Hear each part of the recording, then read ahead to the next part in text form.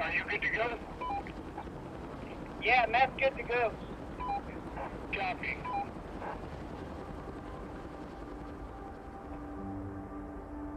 My rope down, tie in or something. Boom, boom, boom. Cool. Now, that's a half hitch. That's a pick that goes with that branch. Yeah, you did. Great job. My name is Bill Burley, owner of Heli-X, Tuffburger ambassador. We specialize in taking trees apart using helicopters. Straight up, straight towards me. Removing trees in congested airspace, which is different than what most people do in the industry. You hear about heli logging all the time, you know, open space, etc. But we do it in areas that you wouldn't normally think about flying a helicopter: backyards, over power lines, cemeteries, botanical gardens, etc.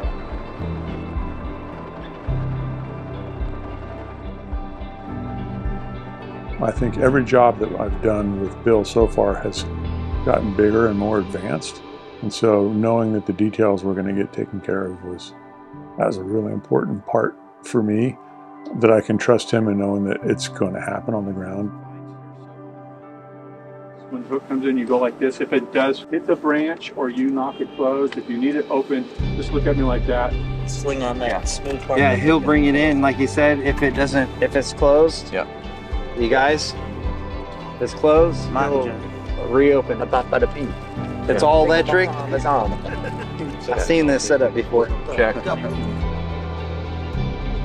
So this project, I got a hold of Bill Burley, and we collectively put together a plan on tree removals in this area that's basically, I couldn't say it's impossible to use a crane to do this job. It could be, but we'd have to drop power lines. Or we'd have to cut a lot of the tree canopy along the street out of the way for the boom.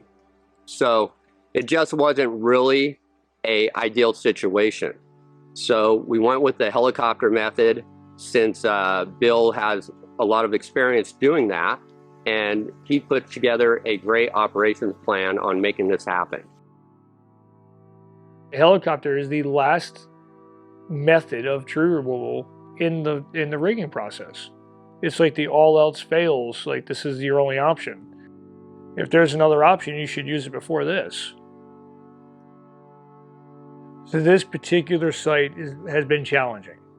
We have, on average, about 102 feet from the center point of the creek to an individual home, the entire length of the flight path. It's a tight area. Like, I can see every house and backyard and right there. I mean, this helicopter we're flying has a 48-foot rotor, tip to tip. So it fills up the sky. Getting all those homes on board, understanding what we're trying to accomplish. The carry drive side, that was easy, because all these trees are failing their way. They're all facing and weight and lean their way, and all these trees are well within striking distance of their houses. So we're talking catastrophic damage on a tree failure, which has already happened on this particular creek. And then we go to the actual work site, the size of the work site. We're flying approximately 3,800 feet from point A to landing zone. 7,600 feet back and forth. That potential for something to go wrong. As the pieces come down, we have around, I don't know, I'd say anywhere from 2-minute to 4-minute turn times, and we're bringing down pieces between 1,500 and 2,500 pounds. So we put together a crew to be able to remove the material quickly without utilizing a chipper. So that's another thing, because we wanted a very low impact to the neighborhood, and for environmental, we wanted less dust, less hazard, less noise. Then you look at the site itself with the steep slope. You know, we're working on a very steep incline, and at the bottom we have water. You know, so now we have to look at how we're going to safeguard on that. And then the biggest problem of this entire site that we had to overcome was the environmental constraints. We're working directly in a riparian area. We're working in a wetland. We're working in an active flood zone. The amount of things when it comes to fuel and oil, when it comes to erosion, when it comes to stuff in the water that we had to mitigate. And then we have the nesting. We have the bats. We have the monarch butterflies that we have to constantly be monitoring for. We have an environmental monitor on site the whole entire time. Just a lot of constraints that had to be overcome for this particular one. And then once again, you have the trees.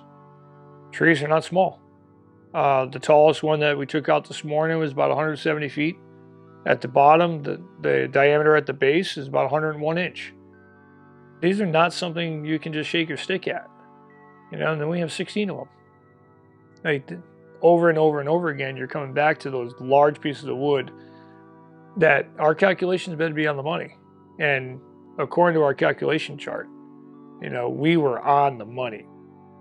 So what we've done is we've measured our diameters, our heights, and we've also taken into account our limbs so that we know how much each one of these picks is going to weigh.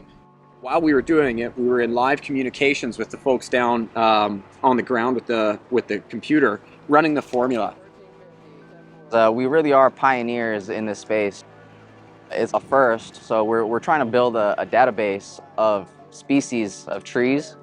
And so when we do encounter them on the next project, we know exactly what the weight is, where we can take them at, what our threshold is.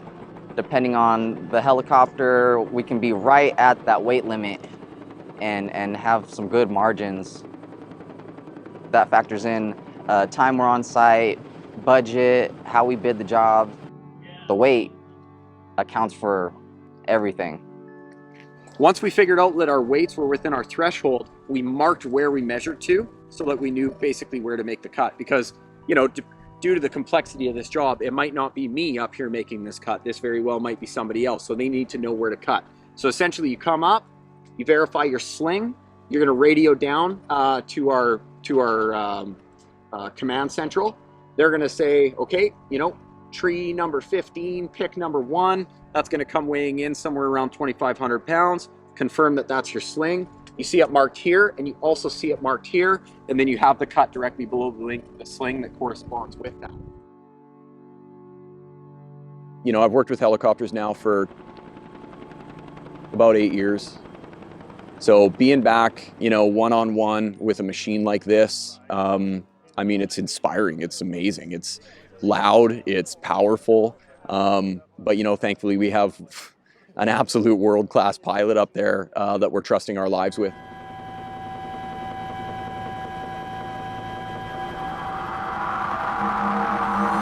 Eric is 15 to 20 minutes out. Chopper's gonna be here in 15 minutes. When that thing's going like that, you're like, oh, please hold, please hold, please hold. But it's what pays for working with a bunch of professionals. These guys are all badass, they're all a little bit crazy, but that's what makes our work so good.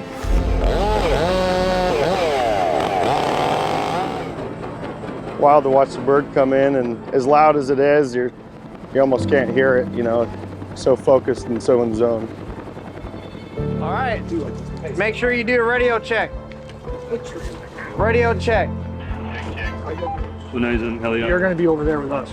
Right, I know, but should my radio be on heli out, ground out? Okay, copy. If you're monitoring ground ops, you're speaking on heli. Yes, sir. You're going to have to fill yours out. Well, this is my very first helicopter job, and I was super excited to be invited out. I feel like it's a once-in-a-lifetime job. You don't get a lot of opportunities to do stuff like this, so it's really exciting. Any questions? We good? You have a whole week of prep, you smush that out, and then we get to the day of where you have this helicopter flying above you, just whipping around brush, and you're just like, it's kind of surreal. X3 crew exit. 315, plane 20, good to go. It was wild, it doesn't matter how many times I've got up there with the helo. Those nerves kick in and that adrenaline starts pumping, and that first one, it's just like your very first cut you've ever made in your life. just these little delays, it's like it adds tension and stress and drama to it.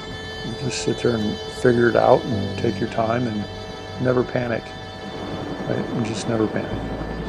It's intense, it's exciting, it's a release of adrenaline, it's pretty wild. Everybody good? All right, go to fucking work. Woo. Yeah! Yeah, let's go. Go time, baby.